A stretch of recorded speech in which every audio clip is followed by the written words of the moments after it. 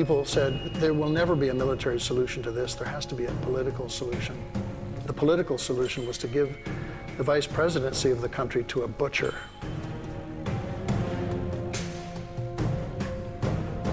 As vice president, Sanko was given responsibility for overseeing Sierra Leone's diamond fields, the very objective he had sought through war. Sanko also conspired to overthrow the government. When you're dealing with a group as anarchic and as murderous as the RUF, it was very unlikely that they were ever going to settle for half the cake. They wanted full power. They still wanted the topmost position. Foday Sanko still wanted to become president of this country. The RUF was countered by a 6,000-strong UN peacekeeping force dispatched in October 1999. But for almost a year, peacekeepers simply avoided the eastern diamond fields, still controlled by the RUF.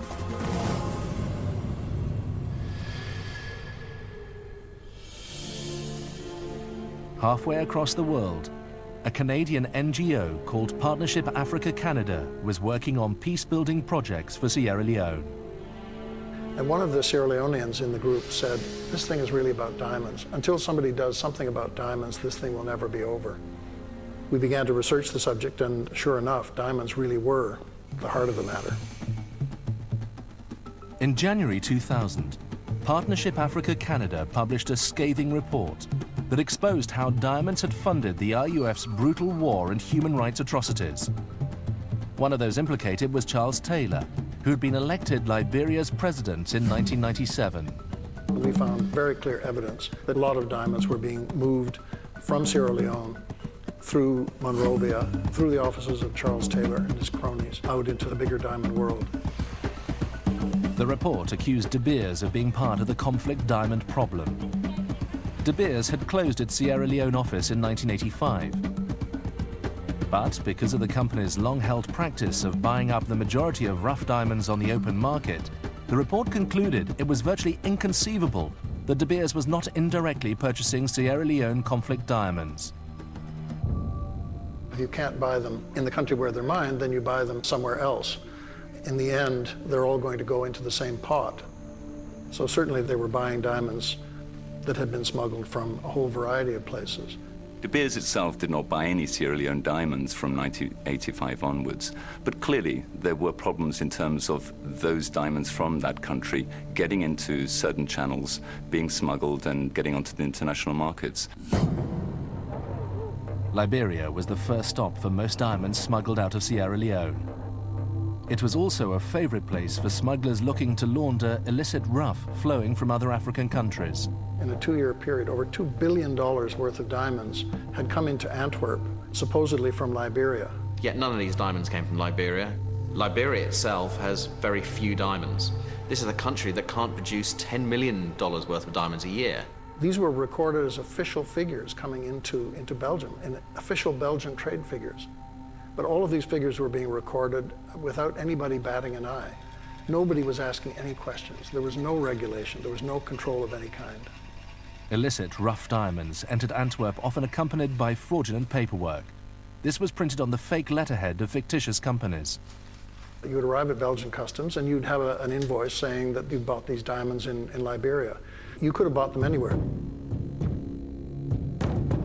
The report also showed that invoices were often falsified by listing a diamond shipment's last country of transport and not its country of origin. Many, many diamonds went through Swiss free ports, and so these were declared as Swiss diamonds. Switzerland, of course, doesn't have any diamonds. As negative press about conflict diamonds spread, the industry took notice.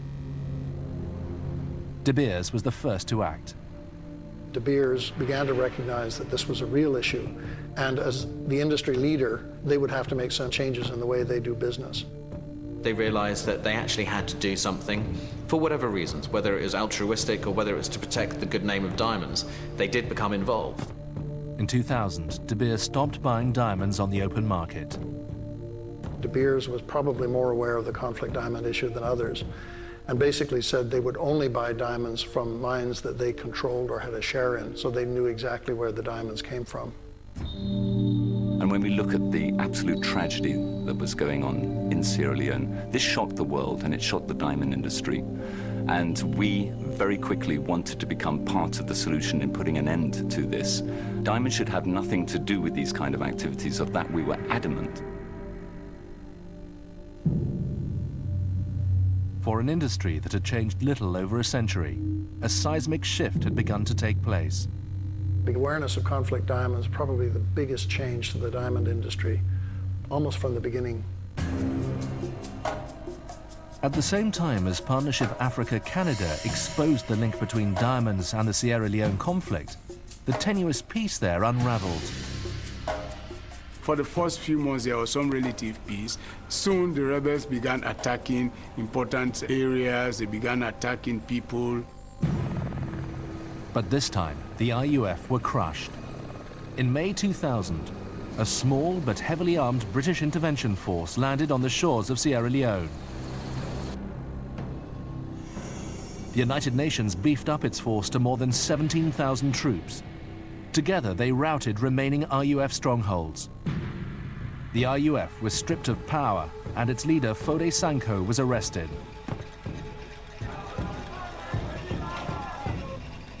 On the 18th of January 2002, President Ahmad Tejan Kabbah officially declared the end of one of the most brutal civil wars of the 20th century. Today, we're happy that those flames of war have been extinguished and that now we're about to watch the flames of peace destroy some of the implements of war. 4 months later, Sierra Leoneans freely went to the polls. President Kabbah was easily re-elected. Hundreds of citizens whose hands had been severed to keep them from voting bravely cast their ballots. In Sierra Leone and Angola, the atrocities funded in part by illicit diamonds had been exposed. But a shocking new allegation was about to be made. The connection between Al-Qaeda and diamonds first came to my attention shortly after the 9/11 attacks.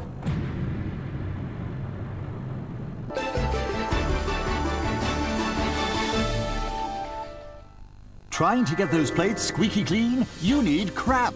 I really don't know why we've got such a problem with this stuff. Want the best tasting coffee around? Try crap. This genuinely does taste better because it's been pooped out the other end. Need to blow something up fast? Yes, you've guessed it. Use crap.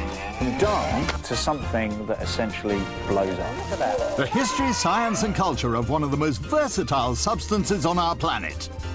Next Wednesday at 8:55 on History. To solve the mystery. There might be something else down there. In any good thriller, Something bigger than me. you have to follow the clues. There are things in here which we have not yet identified. One of the spookiest finds I've ever made in my life. Going beneath the surface to get to the bottom of history.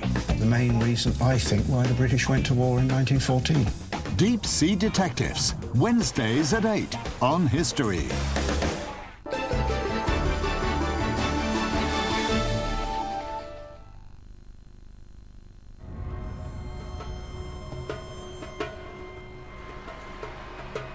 On the morning of the 2nd of November 2001, readers of the Washington Post woke up to a front-page story connecting the trade of illicit diamonds to the world's most notorious terrorist organization.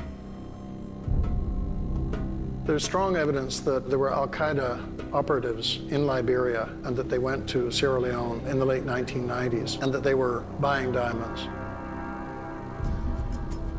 Doug Farrer, at the time the head of the Post's West Africa Bureau, came upon the story by chance. Farrer was in Ghana meeting with a long-term confidential source, a member of Charles Taylor's inner circle. He was looking at a Newsweek magazine that had come out just after the 9/11 attacks, and they had a list of the FBI most wanted on a 2-page spread, and he suddenly went pale, and he said, I know these two guys and this guy down here.